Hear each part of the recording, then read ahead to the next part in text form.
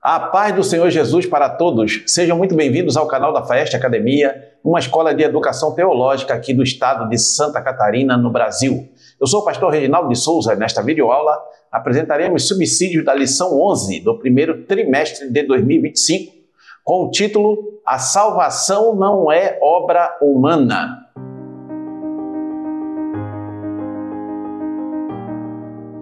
O texto áureo diz assim: não pelas obras de justiça que houvéssemos feito, mas, segundo a sua misericórdia, nos salvou pela lavagem da regeneração e da renovação do Espírito Santo.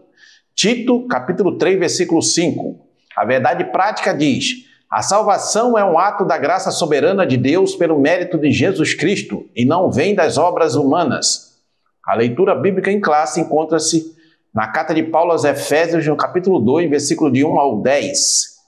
A introdução diz: o apóstolo Paulo mostra nessa leitura bíblica em classe o contraste entre o estado espiritual da miséria humana e a restauração à comunhão com Deus.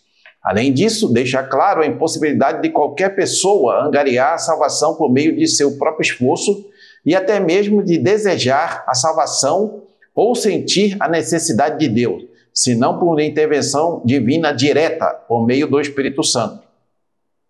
Esta lição, então, o comentarista, pastor Ezequiel Soares, ele vai trabalhar, então, a doutrina da salvação, a soteriologia, que é como é o nome técnico, né, da matéria, da disciplina que é estudada nos cursos de teologia, que significa doutrina da salvação, o que a Bíblia ensina sobre a salvação do ser humano. E ele vai mostrar, em primeiro lugar, através da leitura bíblica em classe, ali na carta aos Efésios, sobre essa situação, né, do espiritual do ser humano, como ele se encontra hoje, né? A Bíblia vai dizer que ele está morto em ofensas e pecados contra Deus, ou seja, está afastado de Deus, está separado de Deus, né? E também vai falar nesse texto sobre como que se opera a restauração do ser humano que se arrepende dos seus pecados, como ele pode novamente se aproximar de Deus, né? E isso também vai tratar nesta lição. Outra coisa que o comentarista aqui apresenta logo na introdução da lição é que a salvação ela não pode ser obtida por mérito próprio, por esforço próprio, por obras meritórias, né? Somente pela graça de Deus, né, que é favor imerecido, que Deus, né, veio ao nosso encontro e na pessoa bendita de nosso Senhor e Salvador Jesus Cristo, né, realizou, concretizou a obra salvífica ali na cruz do Calvário, para que aqueles que nele creem possam ser salvos. E isso é uma obra que o Espírito Santo opera na vida do ser humano arrependido dos seus pecados. Tópico primeiro, a salvação sob a graça de Deus. Subtópico 1, a descrição do estado espiritual humano.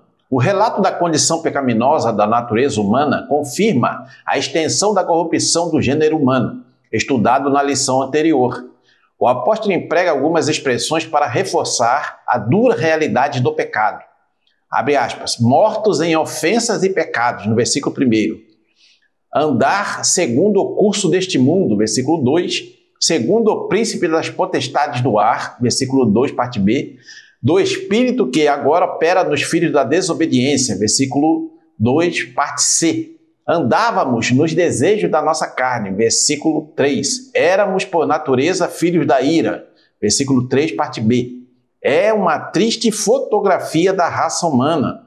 Olha como o apóstolo Paulo, né, na carta aos Efésios, ali na leitura bíblica em classe, ele descreve, né, a situação, o estado espiritual do ser humano pecador, né, que não se arrependeu dos seus pecados, que vive separado de Deus, né.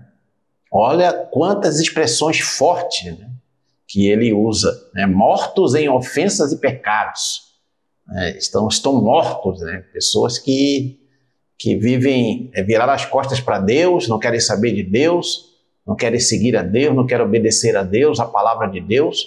Essas pessoas estão mortas em ofensas e pecados, mesmo que elas estejam vivas, Aqui está usando uma metáfora, né? Uma figura de linguagem. Mortos espiritualmente significa que a pessoa está afastada de Deus, está longe de Deus. A presença de Deus não está com ela. Mas aí ele continua, né? Que essas pessoas vivem segundo o curso deste mundo. Este mundo ele está com um curso, ou seja, numa direção que está levando a humanidade decaída para a perdição eterna. Esse é o curso deste mundo. Que este mundo jaz no maligno, que é Satanás. Então, o inimigo está levando a humanidade caída para a perdição eterna. E essas pessoas que não são convertidas a Cristo, elas vivem segundo o príncipe das potestades do ar, que é o próprio Satanás, do espírito que agora opera nos filhos da desobediência. Esse é o espírito da desobediência da parte de Satanás que opera na vida dessas pessoas não convertidas a Cristo Jesus. E também diz mais ainda, andávamos nos desejos da nossa carne. Quer dizer, ele está falando aqui que ele está escrevendo, né, para os Efésios, e falando ali para os cristãos de Éfeso, e dizendo que, antes vocês andavam nos desejos da sua carne, da vossa carne. O desejo da carne, eles são contrários à vontade de Deus. Né?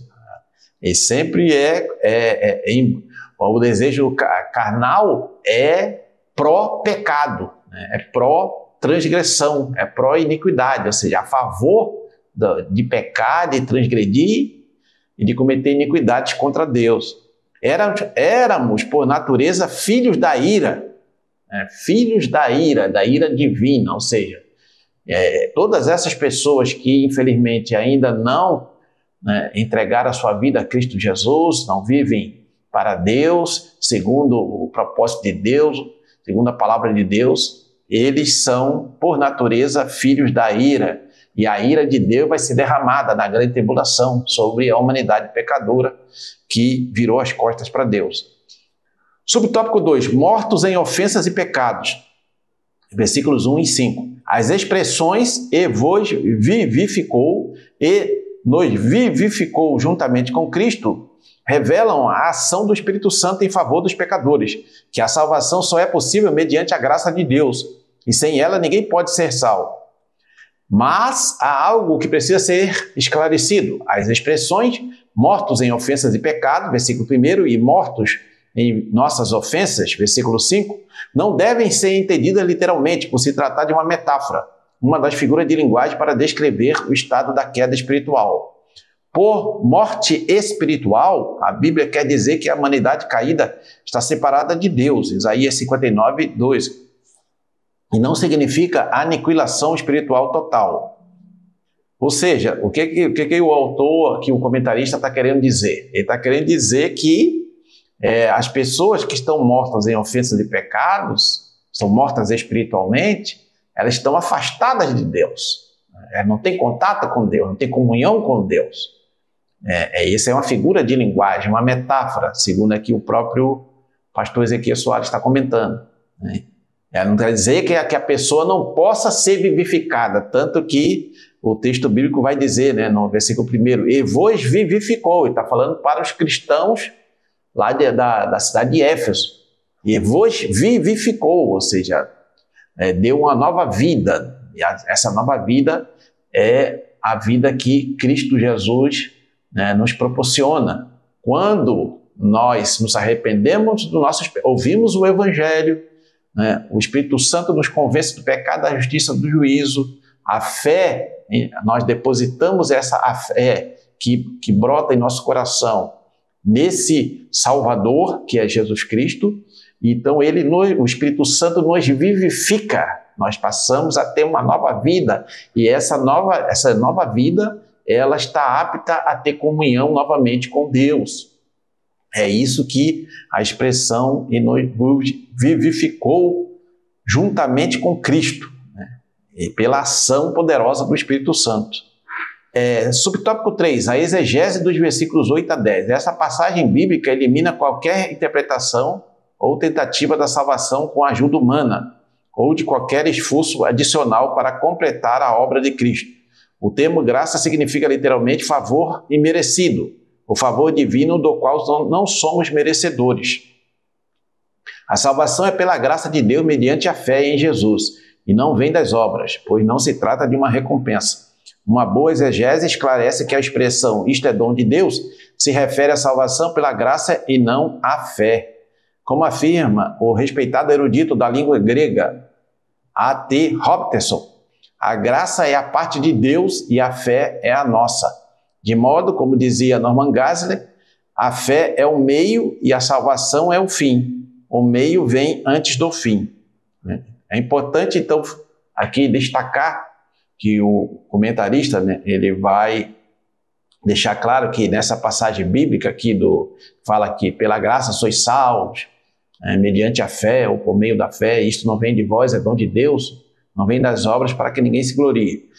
Então ele está dizendo aqui que, né, o termo graça, que significa literalmente favor imerecido, que o ser humano, né, o mais, digamos assim, entre aspas, bom que ele seja aqui na Terra, que ele dê esmolas, que ele, né, faça o bem para as pessoas, mas a descrição espiritual dessa pessoa que ainda não é convertida a Cristo é que ela está morta em ofensas e pecados. Ela tem ali o pecado original, que nós já estudamos sobre isso, na doutrina do pecado, na lição anterior.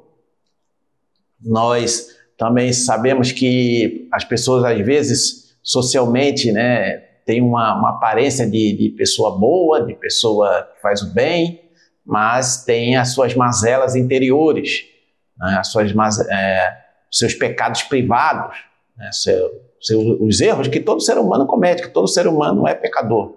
Ele tem uma inclinação para pecar. Certo? Então, por isso é que a graça é o favor imerecido, que ninguém merece, porque todos nós somos pecadores, como diz o próprio texto bíblico. Aí ele vai dizer que a salvação pela graça, mediante a fé em Jesus, não vem das obras, porque não se trata de uma recompensa. Porque se eu faço boas obras e obtenho a salvação, então eu estou sendo recompensado pelas boas obras que eu estou fazendo, obras meritórias.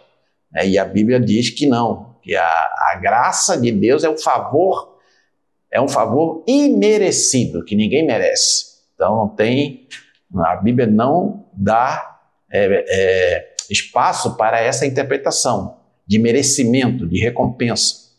Uma boa exegese esclarece que a expressão "isto é dom de Deus" se refere à salvação pela graça e não à fé. Então é a salvação pela graça, né, que é o dom de Deus. A fé, ela é despertada no ser humano pela ação poderosa do Espírito Santo e da palavra de Deus. Por isso que Jesus falou, ide por todo mundo pregar o evangelho. E quando o evangelho é pregado e chega aos ouvidos do ser humano ali inconverso, ou seja, não convertido, então o Espírito Santo está ali trabalhando com a palavra naquela vida, e a fé é despertada e a pessoa passa a crer. Quem crê, né, em Cristo e for batizado será salvo. É isso que o texto bíblico diz. Então, crê no Senhor Jesus Cristo, serás salvo tu e a tua casa. Foi o que o apóstolo Paulo falou ali para o carcereiro de Filipos. Então, veja que, né, o dom de Deus é a obra salvífica, é a graça que alcança, né, todos os seres humanos. Então, qualquer ser humano que ouvir o evangelho, por isso que o evangelho precisa ser pregado, precisa ser anunciado. E há mais de 2000 anos, o evangelho vem sendo pregado, vem sendo anunciado. E vidas estão sendo salvas, vidas estão sendo transformadas. Pessoas que estavam mortas lá na sarjeta, ouvem o evangelho e são transformadas pelo poder do Espírito Santo de Deus, da palavra de Deus. Não esqueça que na descrição do vídeo e também aqui na tela você vai encontrar um QR Code, onde você pode apontar aí a câmera do seu smartphone para obter maiores informações sobre os nossos cursos de teologia aqui da FAEST Academia. Nós temos curso básico, médio, cursos livres na área teológica para abençoar a sua vida, curso C, Resistência da Mulher, voltado para o universo feminino, curso C, Esposa de Obreiro, também um curso que você não vai encontrar em nenhum outro lugar, esse curso Esposa de Obreiro. E nós estamos com descontos aí imperdíveis. né? Não, aproveite, vai também na descrição, tem o link para você obter maiores informações. Todos os nossos cursos de teologia são reconhecidos pelas convenções evangélicas de todo o Brasil. Nós temos o certificado que, após a aprovação no curso, você vai receber esse certificado. E temos também os PDFs, e todo o material necessário para o seu aprofundamento no conhecimento da palavra de Deus. Tópico 2. Soteriologias inadequadas na antiguidade. Subtópico 1. Hoje, reencarnacionistas. Com o termo soteriologia, nos referimos aos diversos ensinos religiosos inadequados sobre a salvação. O primeiro deles é a doutrina da reencarnação, tão antiga quanto a humanidade, originária do hinduísmo, mas presente também no budismo, no jainismo e no sikhismo. É defendida pelos Hare Krishnas, kardecistas e muitos outros. Os adeptos da doutrina da reencarnação têm em comum a busca da perfeição por meio de um progresso evolutivo, até que esses ciclos da roda de renascimento parem de girar. Em resumo, a salvação pelo seu próprio esforço e sem Jesus. Trata-se de uma crença antibíblica. A própria carta aos Hebreus, no capítulo 9, versículo 27, vai dizer que o homem só morre uma vez. O homem não tem esse negócio de morrer várias vezes, como a religião reencarnacionista prega e ensina. O homem está ordenado a morrer uma só vez. Depois disso, segue-se o juízo. É isso que diz o texto bíblico lá em Hebreus 9, 27. Então, essa doutrina soteriológica reencarnacionista, ela está totalmente contrária ao que as Escrituras Sagradas ensinam. E nós encontramos isso em várias religiões grandes, como o hinduísmo, o budismo, essas outras são menores, sikhismo e jainismo, mas também são bem conhecidas bem difundidas lá na Ásia, na região asiática.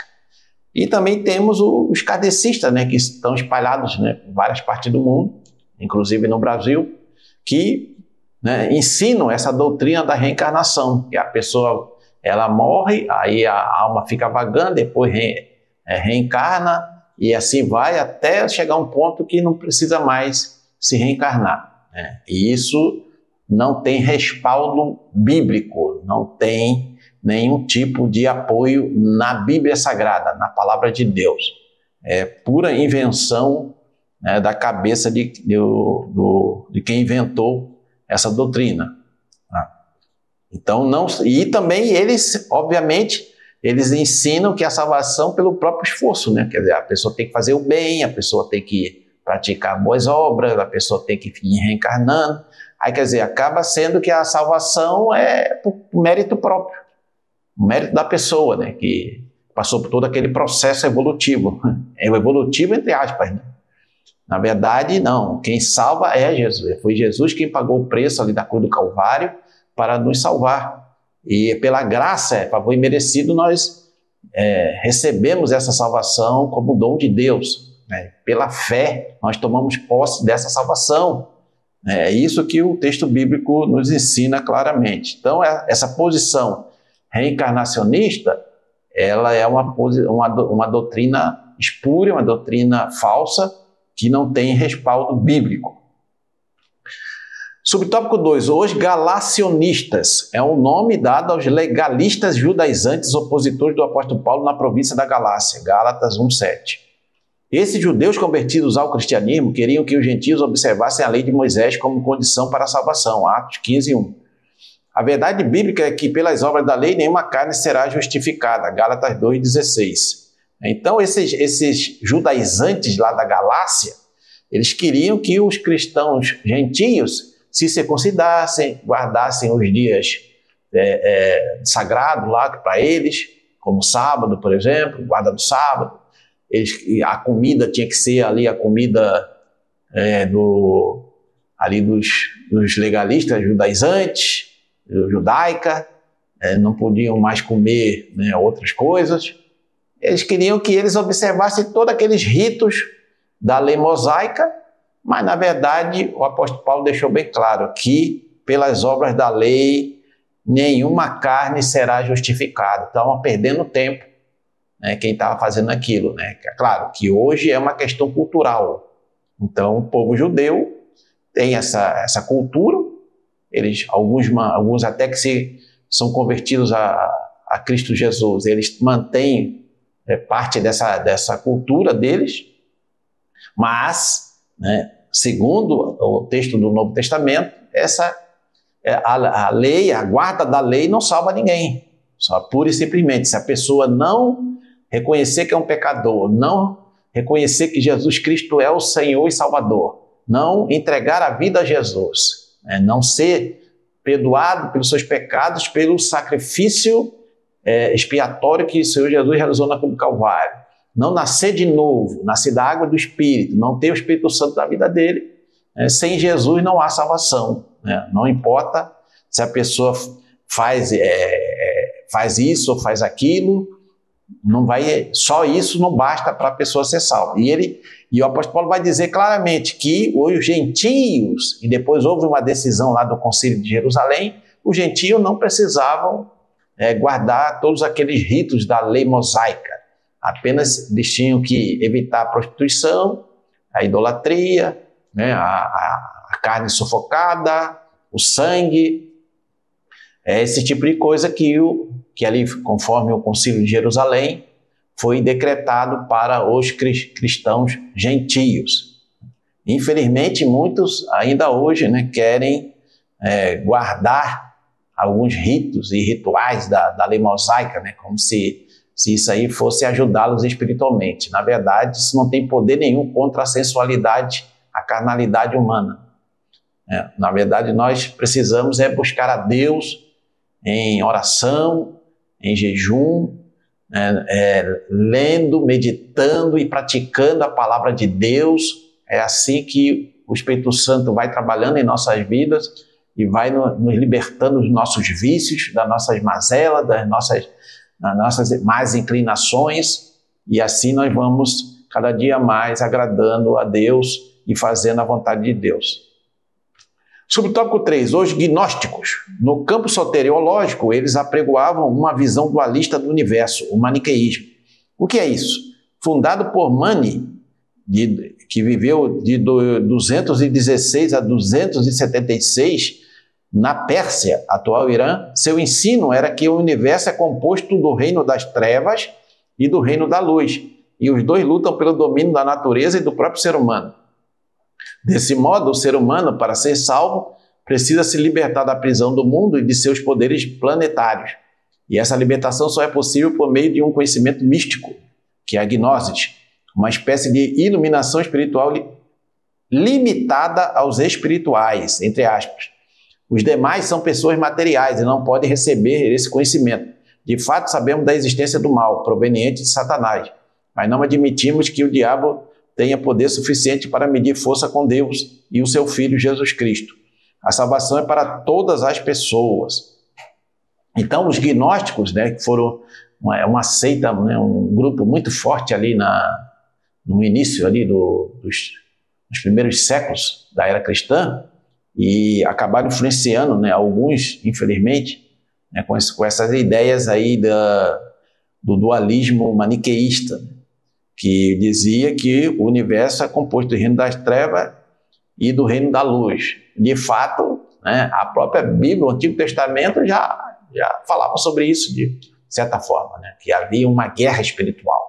Basta ler lá no livro de Daniel.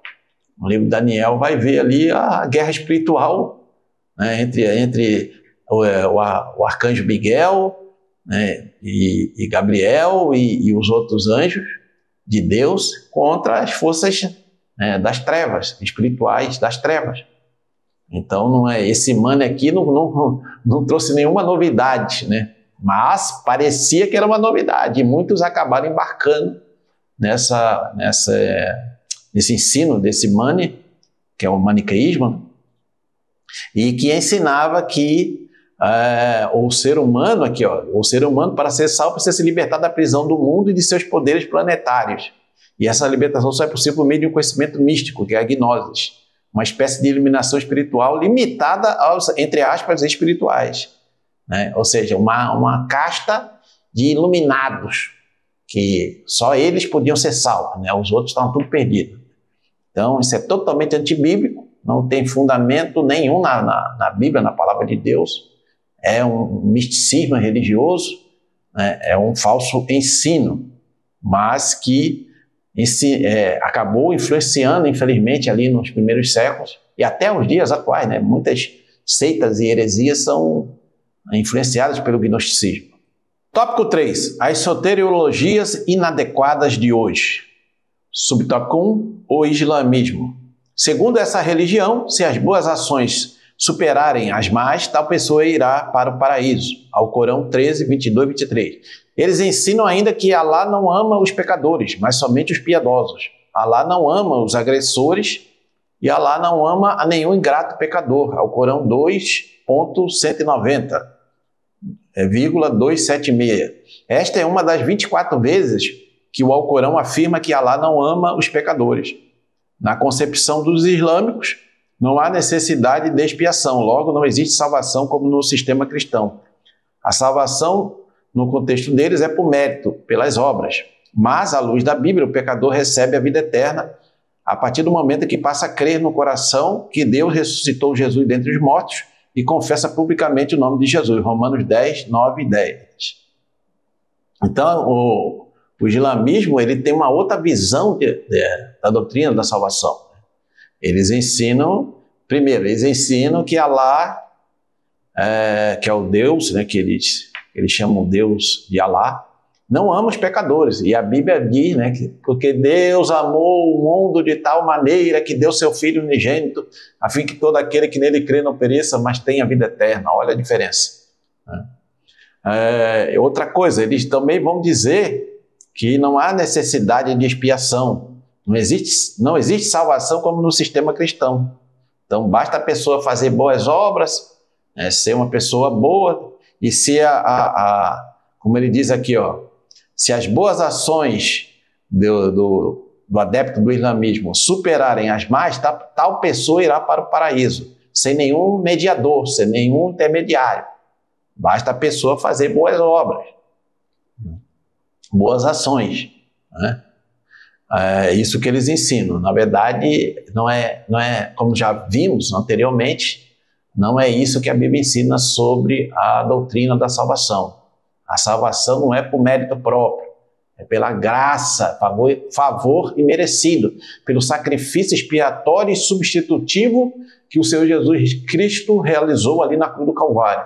Se você crê que Jesus morreu na cruz pelos seus pecados, que ele ressuscitou ao terceiro dia para a sua justificação, e você viver, né, à luz dos ensinamentos dele e de seus apóstolos, você será salvo. É isso que a Bíblia Sagrada nos ensina. Subtópico 2. As testemunhas de Jeová. A salvação não está em Cristo, mas na organização religiosa delas, diferente do que ensina a Bíblia. João 14, 6. Jesus é o caminho, a verdade e a vida. Ninguém vem ao Pai a não ser por ele. Existem dois grupos de salvos. Um que tem direito ao céu, restrito a 144 mil, a classe dos ungidos, e outro grupo, a classe da grande multidão, e a que vai herdar a terra, segundo a teologia do movimento. Seus teólogos ensinam que as testemunhas de Jeová, que pertencem à classe da grande multidão, não são filhos de Deus, não pertencem a Cristo, não têm o Espírito Santo. Jesus não é o mediador dela, nem tem esperança de salvação. A Bíblia nos ensina que não existe cristão sem o Espírito Santo, Romanos 8, 9. E que está escrito, mas a todos quantos o receberam, deu-lhes o poder de serem feitos filhos de Deus, aos que creem no seu nome, João 1, 12. É isso que ensina, né, o texto bíblico. Mas aqui, as testemunhas de Rússia, que são conhecidas como testemunhas de Jeová, né, eles dizem que a salvação não está em Cristo. Então já começa errado, né? A salvação, se o Senhor Jesus mesmo falou, né, eu sou o caminho, a verdade e a vida, ninguém vem ao Pai a não ser por mim. Então ele já começa dizendo que a salvação não está em Cristo, mas na organização religiosa delas, né? Então é uma seita herética, né, que ensina um falso ensino de salvação, e infelizmente, né, são pessoas que precisam ser alcançadas pela graça salvadora de Jesus Cristo. Que elas não seguindo ali o que eles ensinam, infelizmente, elas não estão no caminho da salvação. E ele ainda diz que existem 2 grupos de salvos, né? Um que tem direito ao céu, restrito a 144 mil, a classe dos ungidos, que ninguém sabe quem são, né? Então, a pessoa está ali e acha que é dos 144 mil, mas também não tem certeza. É um absurdo, né? Outro grupo, a classe da grande multidão, que é a maioria, e é a que vai herdar a terra, segundo a teologia do movimento. Seus teólogos ensinam que a teologia, os testemunhos de Jeová, que pertencem à classe da grande multidão, não são filhos de Deus, não pertencem a Cristo, não têm o Espírito Santo, Jesus não é o mediador dela e não tem esperança de salvação. Ou seja, estão frequentando lá as testemunhas de Jeová, mas, como não pertencem aos 144 mil, na verdade, só vão herdar a terra, segundo eles, né? Vão herdar a terra, mas eles não têm... não são filhos de Deus, não pertencem a Cristo, não têm o Espírito Santo e Jesus não é o mediador deles, ou seja, não vão herdar terra nenhuma, porque só vai herdar a terra, né, novos céus e nova terra, lá no final escatológico, aqueles que realmente forem salvos em Cristo Jesus, a igreja do Senhor Jesus Cristo, todos os salvos em Cristo Jesus, ou pelos méritos que o Senhor Jesus Cristo conquistou na cruz do Calvário. Aqueles que depositarem a sua fé nele e no seu sacrifício e na sua ressurreição, esses sim é que vão habitar os novos céus e a nova terra. Subtópico 3, o mormonismo. Os mormons creem numa salvação geral, em que os não mormons são castigados e depois liberados para a salvação, e numa perspectiva individual em que a salvação é obtida pela fé em Jesus e pela obediência às leis e às ordenanças. Eles consideram ordenanças, segundo os artigos 3 e 4 das regras de fé, a fé em Jesus, arrependimento, batismo por imersão e imposição de mãos. Mas há outros requisitos. Um deles é aceitar Joseph Smith Jr. como porta-voz de Deus. Tal ensino, no entanto, diverge das Escrituras, pois elas nos ensinam que o Senhor Jesus não precisa de co-salvador. A Bíblia ensina que ele é o único Salvador, João 14,6, Atos 4,12. A salvação não é por mérito humano. Ninguém pode ser salvo pelas boas obras, mas somente pela graça, mediante a fé. Tito 3,5, Efésios 2, 8 e 9. Existe apenas uma salvação e ela está à disposição de todos os seres humanos. Então, conforme nós já falamos, né, o mormonismo é mais uma seita herética que ensina coisas absurdas e sobre a salvação e sobre outros temas que não vem ao caso, né? Nós estamos falando aqui da doutrina da salvação, mas o mormonismo, eles creem na salvação geral, é a tal da teologia aberta, né? A teologia da graça aí aberta, que vai alcançar, no final das contas, Deus é amor, Deus não vai prejudicar nenhum ser humano. No final das contas, ele vai, lá no final de tudo, vai salvar todos, né, de uma forma ou de outra. E aqui os mormons dizem que os não mormons vão ser castigados e depois liberados para a salvação. Está vendo? É isso que eles ensinam. E individualmente, a salvação é obtida pela fé em Jesus, dentro da perspectiva deles, e pela obediência às leis e à ordenança. Ou seja, na verdade, a salvação, como já foi falado aqui várias vezes, é pela graça de Deus, mediante a fé. As obras, nós praticamos as obras que o Senhor preparou para nós andarmos nelas, mas não para ser salvo, mas porque já somos salvos por Jesus. Aí nós praticamos as obras, mas não praticamos as obras antes de sermos salvos para obter a salvação. Não é porque a graça a graça de Deus já nos alcançou mediante a fé em Jesus Cristo, e o Espírito Santo em nossas vidas nos impulsiona a pregar o Evangelho, a fazer a obra de Deus, e também a amar o nosso próximo. E aí nós, amando o nosso próximo, nós praticamos as obras, mas não para ser salvo. Então qualquer religião, seita, qualquer ideologia que ensine que a pessoa tem que fazer obras para ser salvo, para obter a salvação, está é contrário ao ensino do Novo Testamento, da Palavra de Deus. Muito bem, estamos chegando à conclusão. Se você está sendo abençoado ou abençoada por essa videoaula, não esqueça, deixa seu like, comente, compartilhe, inscreva-se no nosso canal da Faeste Academia, bate o sino para receber as notificações. Não esqueça, aqui na descrição desse vídeo você vai encontrar links para obter, para comprar, né, as obras que são recomendadas pelo comentarista desta lição, pastor Ezequiel Soares. São obras que vão fortalecer o seu conhecimento sobre essa doutrina da salvação e muitas outras doutrinas importantes para o cristão. Muito bem, a conclusão diz assim: entendemos que somente pela graça é possível chegar-se a Deus, e isso é um ato soberano de sua graça e bondade. É a misericórdia divina que leva as pessoas ao arrependimento, Romanos 2,4. Graça não é mérito, e nem um ato de o pecador receber a dádiva divina constitui mérito pessoal. Mas Deus disponibilizou a sua graça para todos os seres humanos e não para uns poucos escolhidos. A Bíblia ensina que a salvação é para todos. Essa é a mensagem final do comentarista aqui, pastor Ezequiel Soares. A salvação, a Bíblia ensina isso, que a salvação ela está sendo oferecida para todos os seres humanos. Não há, não cremos, segundo a luz das Escrituras, que é para apenas alguns escolhidos, alguns eleitos, alguns privilegiados que foram predestinados para serem salvos. Não, a salvação ela é pregada, é anunciada, oferecida a todos os seres humanos. Quem crê no Evangelho, nas boas novas de salvação de Jesus Cristo, esse vai ser alcançado pela graça salvadora de Deus, vai ser salvo, transformado, vai ter sua vida transformada poderosamente, sobrenaturalmente, pelo Espírito Santo, e ele vai realmente ser salvo na volta do Senhor Jesus Cristo. Ele já é um salvo, hoje, em Cristo Jesus, se ele entregou a vida a Jesus, se ele vive segundo os ensinos do Senhor Jesus Cristo e dos seus apóstolos. E ele está aguardando a bem-aventurada volta do Senhor Jesus para a sua glorificação. Aí é o processo final da salvação daqueles que creem em Jesus Cristo. Muito bem, esse foi o conteúdo desta videoaula. Deus abençoe seus estudos e nos encontramos na próxima videoaula, querendo Deus.